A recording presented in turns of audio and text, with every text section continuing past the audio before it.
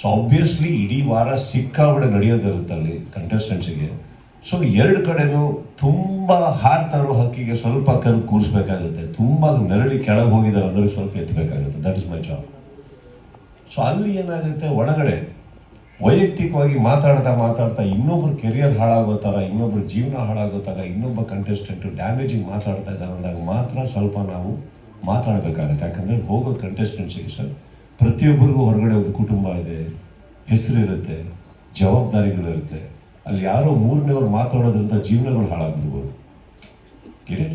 So I think that balance is very important, and that is the biggest responsibility I carry every weekend, to balance, not to teach actually, because ಅವರೆಲ್ಲ ಕಲಿತಲ್ಲಿ ಬಂದಿರೋದು.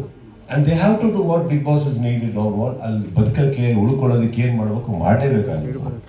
ತಪ್ಪು ಅಂತ ನಾವು ಹೇಳೋಕ್ಕಾಗ, ಎಲ್ಲಿ ಒಂದು ಸೀಮಿತ ಒಂದು ಬೌಂಡ್ರಿ ದಾಟ್ತಾ ಇದ್ರೋ ಸ್ವಲ್ಪ ಒಳಗೆ ಕರ್ಕೊಂಡ್ಬರ್ಬೇಕಾಗುತ್ತೆ ಅಷ್ಟೇ sir. That's all it is. Sir Ganga ಅಂತ ಇಲ್ಲಿ Yashwant sir Telugu big boss ಅಲ್ಲಿ ರೆಡ್ ಕಾರ್ಡ್ ಅಂತ ಒಂದು ರೂಲ್ಸ್ ಮಾಡಿದ್ದಾರೆ ಸರ್. ಬಿಗ್ ಬಾಸ್ಗೆ ಮರ್ಯಾದೆ ಕೊಡದೆ ಮಾತಾಡಿದ್ದಕ್ಕೆ ಆ ರೆಡ್ ಕಾರ್ಡ್ನ ತೋರಿಸಿದ್ದಾರೆ.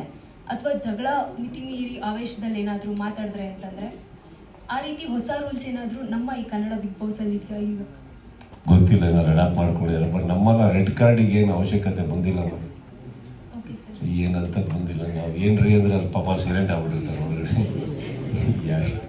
ರೆಡ್ ಕಾರ್ಡ್ ಬೇಕಾಗಿಲ್ಲ ಅಲ್ಲಿ, ನಮ್ಮಲ್ಲಿ ಬೇಕಾಗಿಲ್ಲ.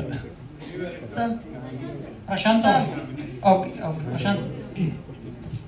ಪ್ರಶಾಂತ್ ಸರ್ ಇಲ್ಲಿ ಈ ಕಡೆ ನಿಮ್ಮ